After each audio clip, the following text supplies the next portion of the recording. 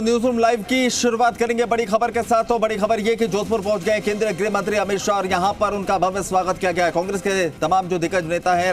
जो बीजेपी के राजस्थान बीजेपी के नेता है, स्वागत के लिए पहुंचे हुए थे एयरपोर्ट पर और भाजपा पदाधिकारियों की तरफ से जोरदार स्वागत किया गया। भाजपा के कार्यकर्ताओं ने अमित शाह का यहाँ पर स्वागत किया और एयरपोर्ट पर इस दौरान सुरक्षा के पुख्ता इंतजाम भी देखने को मिले हैं। आपको बताएं, जैसलमेर पहुंचे हुए थे पहले अमित शाह और जैसलमेर में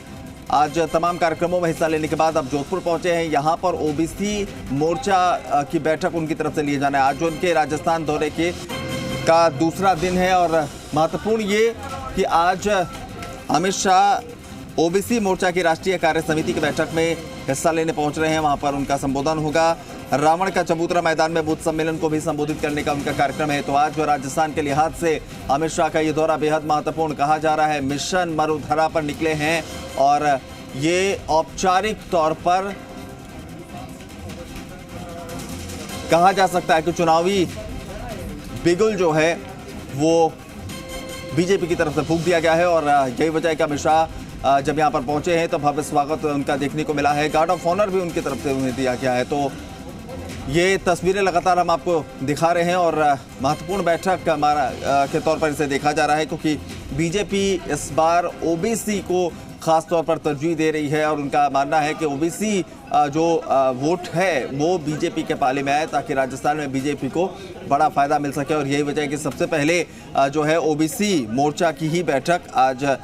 ली जानी है। एयरपोर्ट पर गृह मंत्री अमित शाह को गार्ड ऑफ ऑनर दिया गया।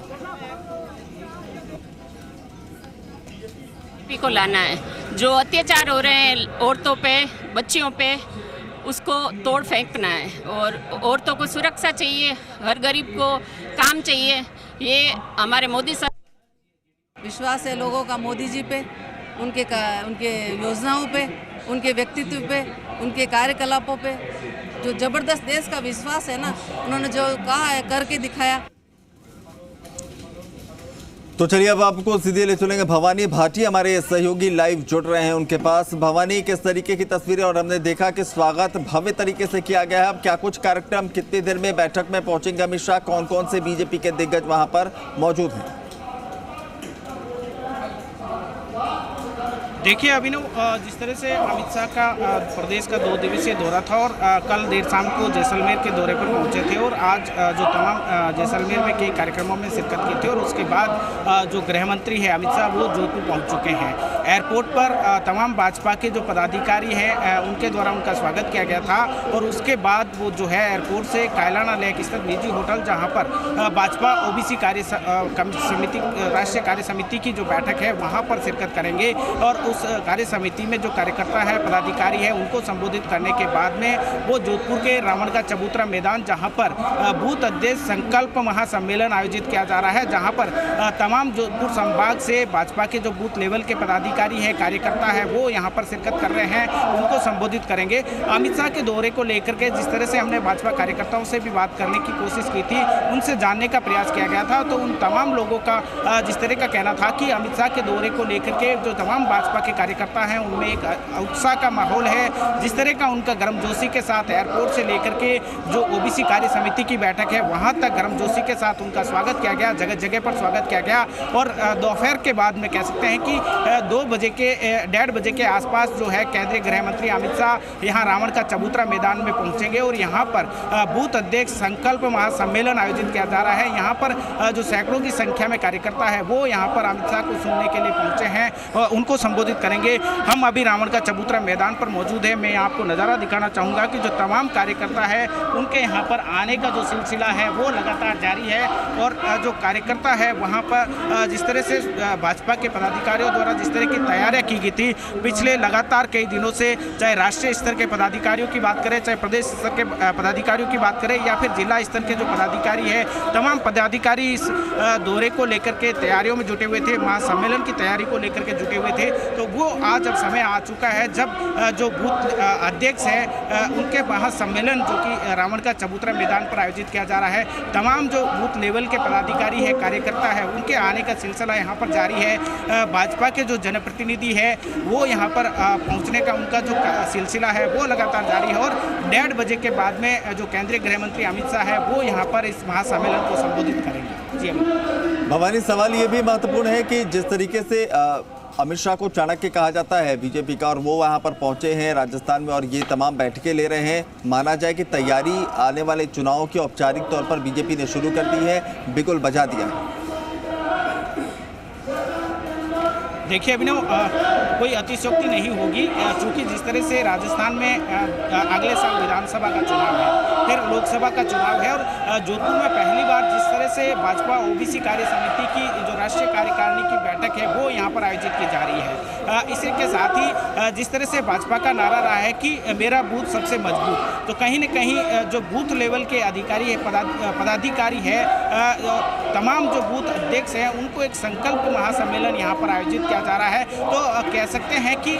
जिस तरह से राजस्थान में आगामी साल चुनाव है, उस चुनाव को देखते हुए कहीं न कहीं इस गृह मंत्री के दौरे को देखा जा रहा है। बूथ को किस तरह से मजबूत किया जाए, उसका आगाज प्रदेश में मारवाड़ यानी कि जोधपुर से यहाँ पर अमित शाह द्वारा किया जाएगा, और कहीं न कहीं कार्यकर्ताओं में एक नया जोश, नया उत्साह यहाँ पर जिस तरह से देखने को मिल रहा है। कहीं न कहीं एक मंत्र जो है गृह मंत्री अमित शाह भाजपा कार्यकर्ताओं को जीत का यहाँ से देकर जाने वाले हैं, और एक कह सकते हैं कि अनौपचारिक रूप से जो भाजपा है वो आगामी विधानसभा चुनाव की तैयारी का यहाँ से एक बिगुल है वो आज बजाने जा रही है। जी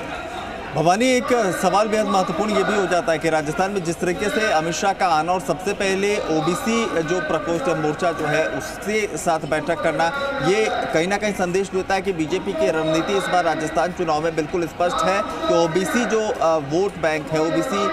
जो वर्ग है, उसको अपने पाले में लिया जाए, ताकि जिन जगहों पर बीजेपी कमज़ोर साबित हुई थी, जिन जगहों पर बीजेपी पिछड़ी थी, वहाँ पर बढ़त बनाई जा सके।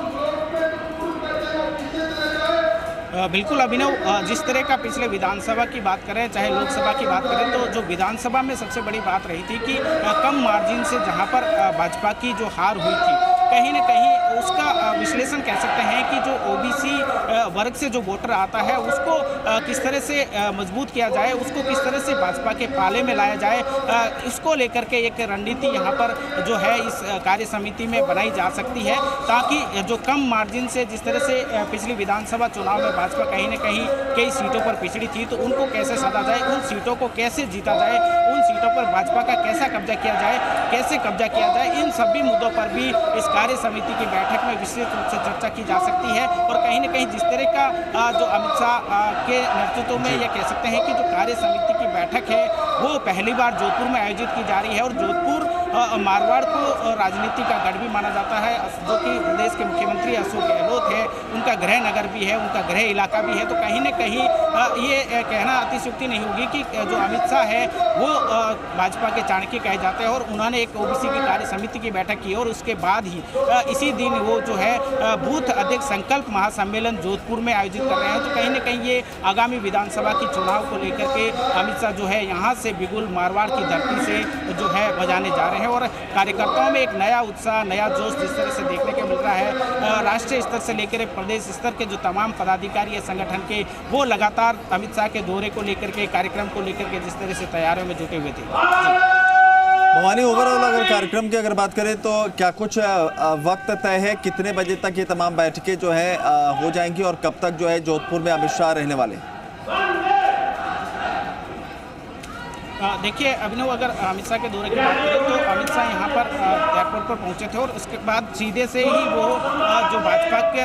ओबीसी कार्य समिति की राष्ट्रीय कार्यकारिणी की बैठक है वहाँ के लिए रवाना हुए थे। और इस कार्य समिति और कार्यकारिणी की बैठक में शरीक होने के बाद में करीब 1:30 बजे के बाद में यहाँ रावण का चबूतरा मैदान पर आने का उनका कार्यक्रम है, और यहाँ पर वो कार्यक्रम को संबोधित करेंगे, और शाम 4 बजे से पहले यहाँ से उनका जो है वापस जाने का कार्यक्रम बताया जा रहा है। लेकिन अभी जिस तरह से लगातार उनका बीच रास्ते में स्वागत किया जा रहा था, तो जो है उनको जो कार्यकारिणी की बैठक है, ओबीसी राष्ट्रीय कार्यकारिणी की बैठक है, वहाँ तक पहुँचने में भी काफ़ी समय लग चुका था। तो ऐसे में जो समय है उम्मीद की जा रही है कि 1:30 से 2 बजे के आसपास अमित शाह यहाँ जो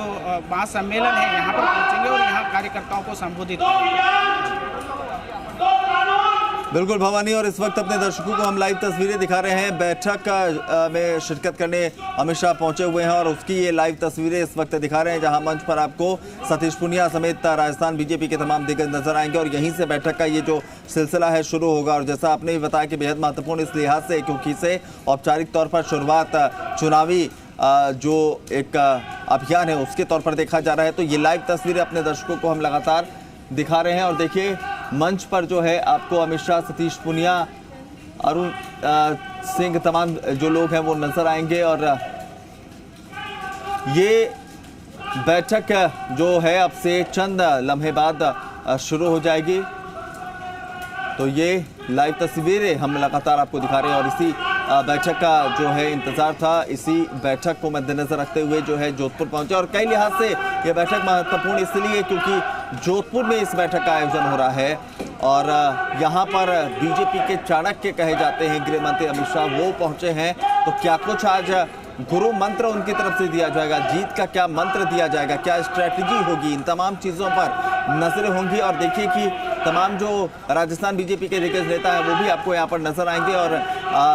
वहाँ उनकी मौजूदगी में जो है आज ये बैठक होनी है। और स्पष्ट है कि बीजेपी इस बार अगर राजस्थान में सबसे पहले